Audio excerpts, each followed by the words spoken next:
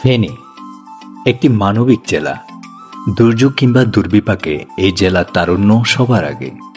এই তো কিছুদিন আগে যখন ফেনী জেলা স্মরণকালের ভয়াবহ বন্যার পানিতে নিমজ্জিত, ঠিক তখনই সারা দেশের স্বেচ্ছাসেবীদের সাথে এই জেলার তরুণরা ছিল অপ্রতিরোধ্য। ছুটে চলেছিল অবিরাম, পৌঁছে দিয়েছে উপহার। এই তরুণরা যেন থেমে যাবার পাত্র নয়। কোনো ক্লান্তি, কোনো ব্যথা বেদনা তাদের চলার পথ যেন আগলে দাঁড়াবার নয়। বন্যা, জলোচ্ছ্বাস, প্রাকৃতিক দুর্যোগ, হসপিটাল কিংবা লোকালয়, সবকিছুতে সবার আগে তারুণ্যের উদয়।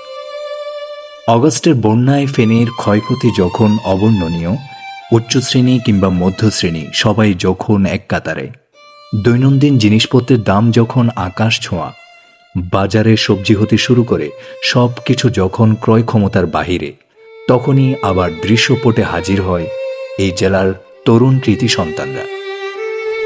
তারা বিনা লাভের বাজার নামের এই ব্যানারে নিয়ে আসে পাইকারি দামে দৈনন্দিন সকল জিনিস, যেমন চাল, ডাল, তৈল, শাক সবজি হতে শুরু করে আরও অনেক কিছু।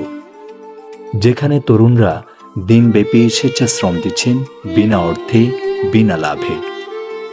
তরুণ উদ্যোক্তারা জানিয়েছেন, বিনা লাভের বাজারে স্বতঃস্ফূর্তভাবে এই জেলার সকল স্তরের সকল শ্রেণী পেশার মানুষ কেনাকাটা করছেন।